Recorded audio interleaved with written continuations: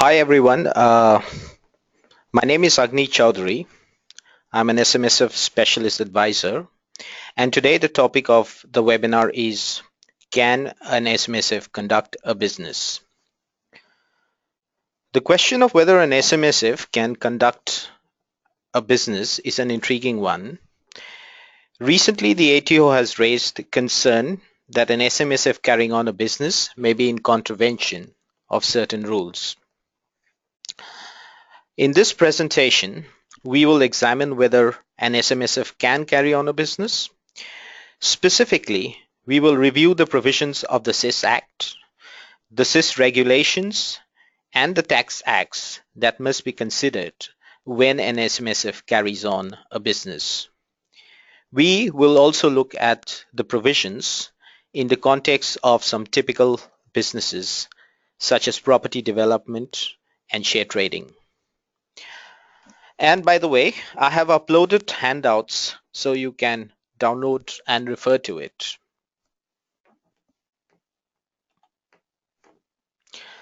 So, what is a business? By business, we refer to the common law definition of a business. Here, I will not elaborate too much on this slide. This is deemed to be assumed knowledge, and the slide only serves to refresh our knowledge. For example, there is no one factor that is decisive of whether a particular activity constitutes a business. Profit motive, size and scale of business, planning and organization, continuity and repetition, and commercial purpose of character are all relevant factors in determining whether it is a business or not. Property development may indeed constitute a business when there is a substantial pattern of buying and selling that is more than a mere realization of an asset. Say, for instance, where an existing property is subdivided by an SMSF into 4 apartments and sold. This may not be a business. However, where an SMSF has a large parcel of land and goes about subdividing and developing many homes and then selling them off quickly, this may constitute a business, as there is considered to be a substantial pattern of buying and selling.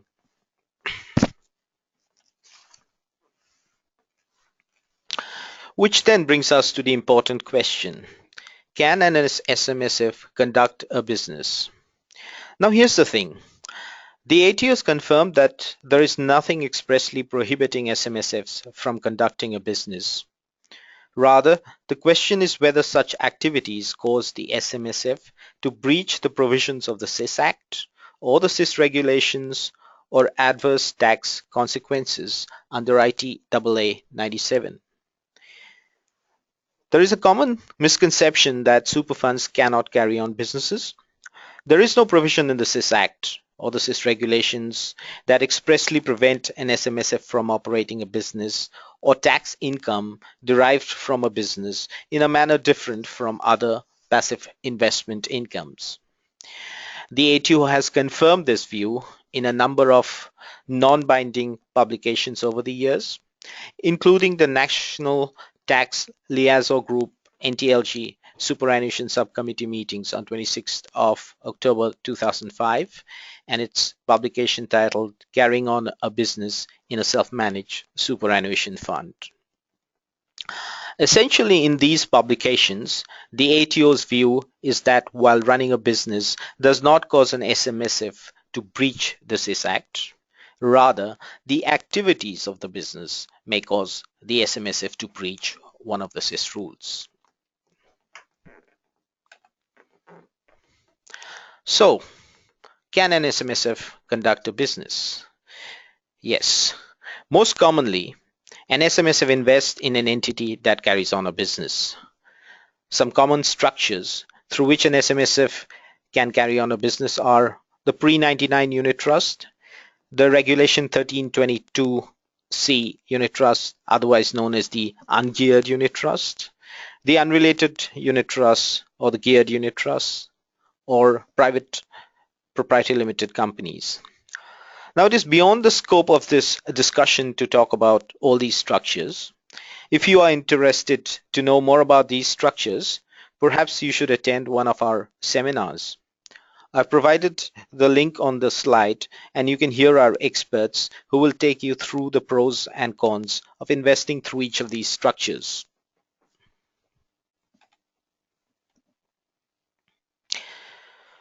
So what are the relevant considerations in conducting a business through an SMSF?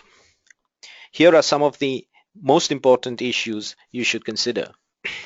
The trust deed, the investment strategy, the sole purpose test, the arm's length rules, the in-house asset rules, the prohibition against providing financial assistance to members, the borrowing and related issues, the trustee remuneration, and the tax considerations.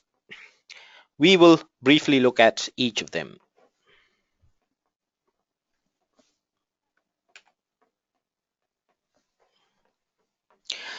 The trust deed is the starting point of this discussion. Essentially, a superannuation fund is a trust fund and is bound by the ordinary principles of trust law. It is a well-established principle of trust law that a trustee cannot carry on a business unless expressly authorized to do so by the trust instrument or by statute. A case in point is the Kirkman versus Booth case. Since the statute is silent on this matter, the trust deed at the very least should not prohibit such an act. Closely related to the trust deed is the investment strategy. Under Section 52B of the SIS Act, the trustees must prepare and regularly review the investment strategy. Although it would be prudent for an SMSF trustee undertaking a business such as property development to include this in its investment strategy, the investment strategy requirements do not expressly require it to be accurate or for it to be followed. However, the investment strategy rules do provide a safe harbor for superfund trustees that prevent members from taking actions against them for poor returns, provided the investment is undertaken in accordance with the superfund's investment strategy.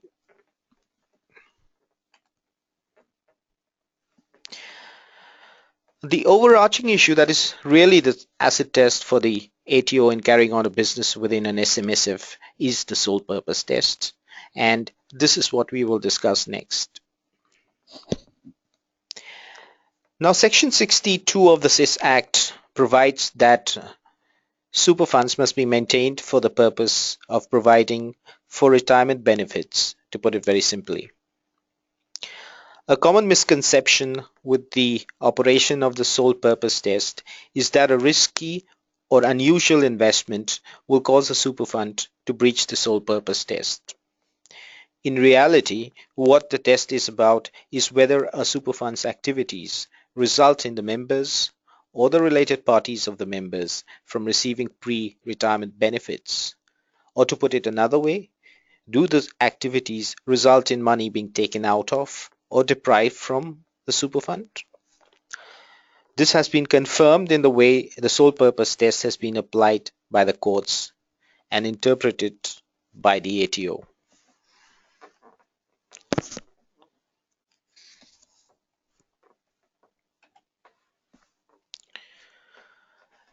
SMSF ruling 2008/2 lists some factors that would weigh in favor of a conclusion that an SMSF is being maintained in accordance with Section 62.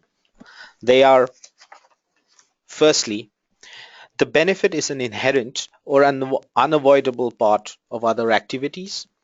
Secondly, the benefit is remote or isolated or is insignificant. And finally, the benefit is provided by the SMSF on arm's length commercial terms. Example is when the benefit is provided at market value. Examples of where the sole purpose test may be breached in a superfund context is where the superfund employs related parties for more than market consideration. For example, a related party builder is paid excessive building fees or profit share arrangements, or related parties are employed and received inflated salaries. In a property development business, an SMSF should therefore not become an extension of the property developer's business activities. The SMSF must therefore make prudential investments associated with providing retirement benefits. Also, the SMSF should not be undertaking activities that merely enhance the member or related party interests.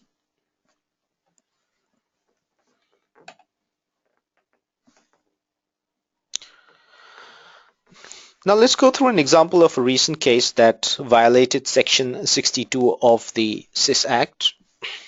In the Deputy Commissioner of Taxation versus the Lyons case, Mr. Lyons, as a trustee of the SMSF, made back-to-back loans to assist his ailing business. In that case, the court declared that Mr. Lyons contravened Section 62 by failing to ensure that the fund was maintained solely for one or more purposes as set out in Section 62. Instead, maintaining that the fund was maintained for the purpose or significant purpose of making back-to-back loans to provide working capital for Mr. Lyons' retail business. Similar to another case, the Deputy Commissioner of Taxation versus the Graham family superannuation case, the court also declared that the fund contravened, in addition, Section 65, the prohibition against providing financial assistance to members, which we'll discuss in a while, Section 84, the in-house assets, and Section 109, the arm's length rules, which we'll discuss next.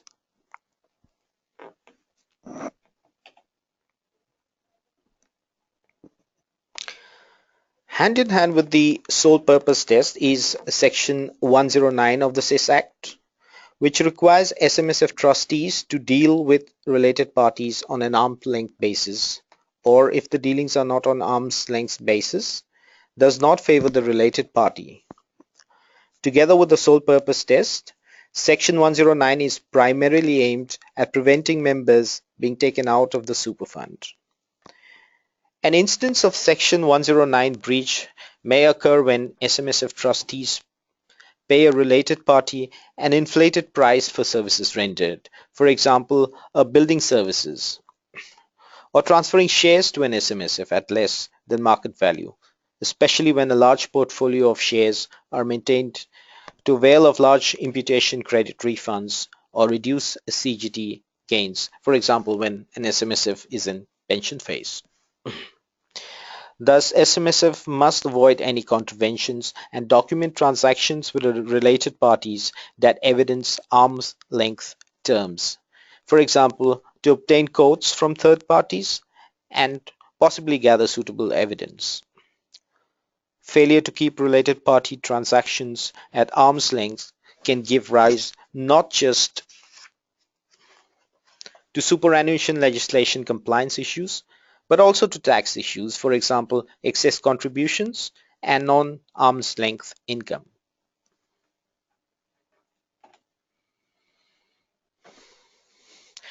Another important issue is acquiring assets from related parties. Now, Section 66 of the SIS Act prevents an SMSF trustee from acquiring an asset from a related party unless one of the exemptions apply. Relevantly for property development business purposes, one of those exemptions is business real property. This means that a member can contribute or sell their business real property to the super fund without breaching Section 66 and allow the super fund to potentially develop the property. Business real property is defined as certain interest in real property, where the real property is used wholly and exclusively in one or more businesses. An important part of the definition is that the land must be used wholly and exclusively in one or more businesses. This would generally rule out residential property unless the owner of the land is carrying on a rental business or is a property developer and the land is held as trading stock. There is legislative concession for farmland meeting the definition of business real property, which allows farmland to still be classed as business real property, even if up to 2 hectares of the land is used as a residence, provided the predominant use of the property is not private or domestic. The ATO's views on what comprises business real property is set out in its extensive ruling SMSFR 2009/1. Examples of business real property include your classic retail, commercial, industrial, and farmland, a residential property used as a retail or commercial premises, for example, a doctor's surgery clinic, a residential property used by the owner in a rental business, leasehold interest in business real property, vacant land if it is used in a business, for example, a car park, and land held by a property developer for the property developer's business.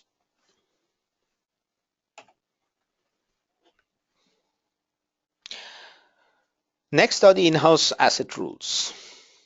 The in-house asset rules are a topic unto itself. We will briefly touch upon it to explain its relevance in the context of a property development business. The in-house asset rules prevent an SMSF holding an investment in a related party or a related trust and making loans to related parties if the combined value of those assets exceed 5% of the total value of the assets of the SMSF. In a property development business context, the in-house asset rules will be relevant in relation to investing in trusts and companies that will develop property or where loans are made to related party developers or builders. When considering the in-house asset rules, it is important to determine who is a related party of the related trust. The rules are contained in Part 8 of the SIS Act. In particular, that part contains the provisions of working out who is a Part 8 associate. The rules are very complicated, and therefore the following is a simplified overview of these rules. When considering the application of the in-house asset rules, the particular provisions of the SIS Act should be carefully reviewed. In simple terms, a Part 8 associate will include the relatives and related companies and trusts of the members of the SMSF and the SMSF standard employer sponsor, if any. When considering whether someone is a related party or a related trust of the members of the SMSF, the standard employer sponsor and the related parties of the members and the standard employer sponsor are all grouped together. A company will be a related party when the group controls the company under either of the following control tests. A. The group has sufficient influence or control over the board of the company. Or B.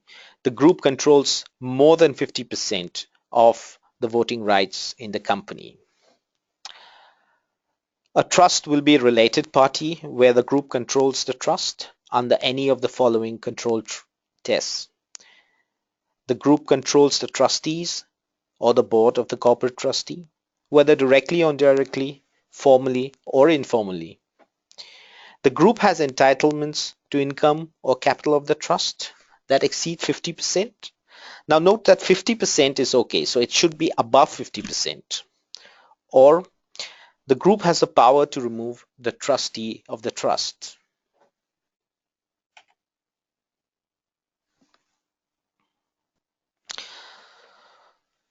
Possibly a less important factor, Section 65 of the SIS Act prevents an SMSF trustee from providing financial assistance to members or relatives of members. This prohibition will generally have limited application in a property development scenario, but it could be applicable if the SMSF trustees made a loan to a member or sold a development asset to the members on favorable terms. It could also apply if the member is employed by the SMSF as a builder and paid in an advantageous manner. For example, paid for the full price upfront when the standard practice is to be paid in stages.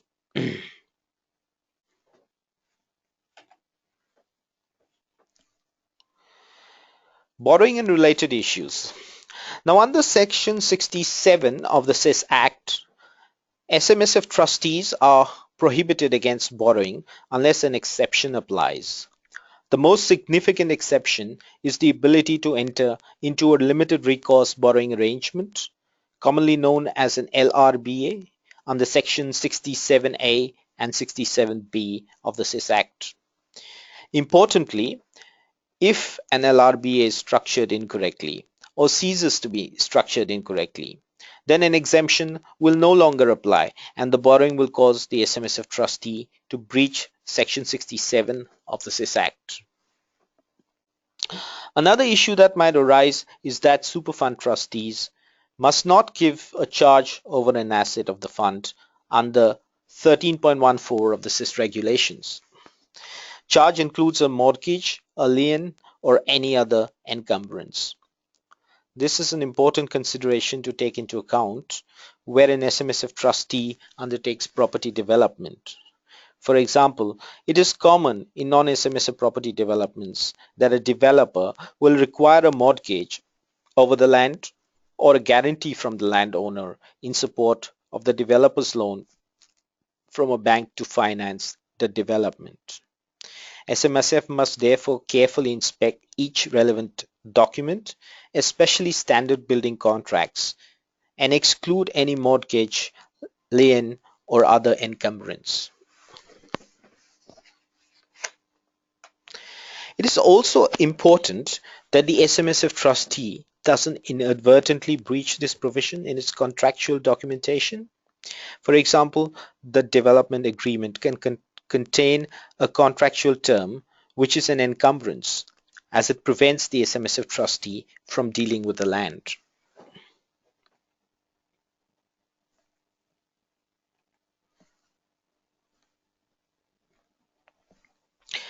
Now to another important topic, the trustee remuneration.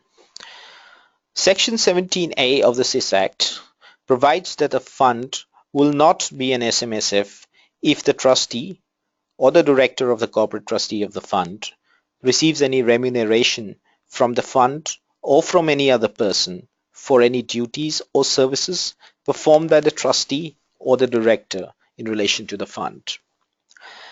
This is a very serious requirement, as a breach of this provision will cause the SMSF to become non-compliant, and further, there is no discretion to the ATO to treat it otherwise.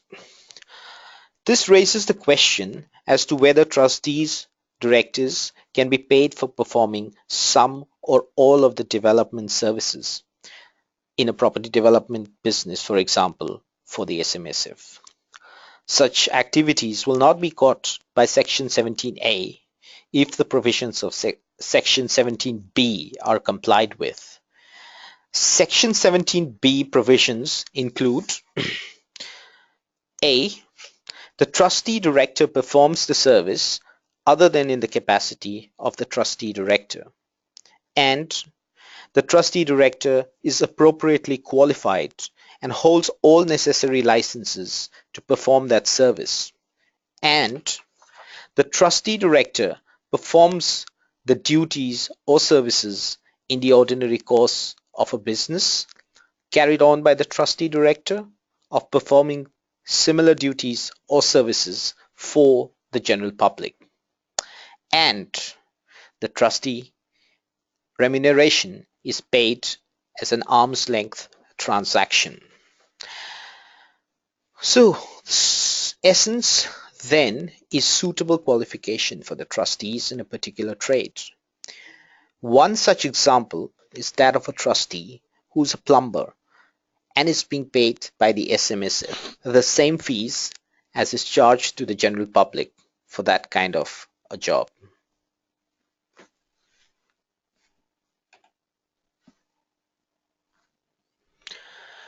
Now, tax considerations is very, very important.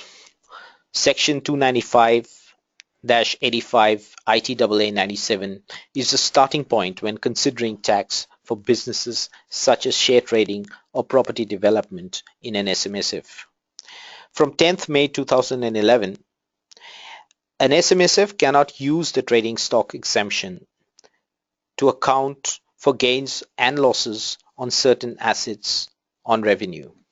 What this means is that shares in a company, units in a unit trust, land, and even land bought with the intention of selling at a profit will be held on capital account. Let's consider, for example, the Chow Super Fund that co-invested in a vacant block of land with unrelated parties. In the 5 years since the group bought the land for $500,000, 5 residential units were built on it and are to be sold this income year for $400,000 each. Although the SMSF and the related co-investors will undertake related transactions, the gain on the sale of the units by the Chow Super Fund will be taxed under the CGT provisions, whereas the other investors will be assessed under the revenue account under Section 65 ITAA 97.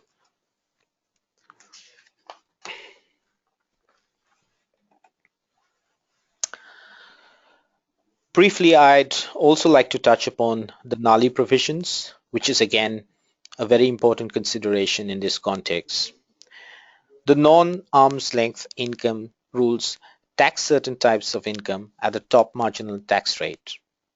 Now, it is beyond the scope of this presentation to go through the NALI provisions in detail. However, briefly, they will catch income derived as a result of non-arm's length dealings, private company dividends that are derived as a result of non-arm's length dealings, distributions from non-fixed trust such as discretionary trust, and distributions from fixed trust where the fixed trust income was derived from non-arm's length dealings. In a property development context, the non-arm's length rules will generally be avoided if all the dealings with related parties are undertaken on an arm's length or a commercial basis.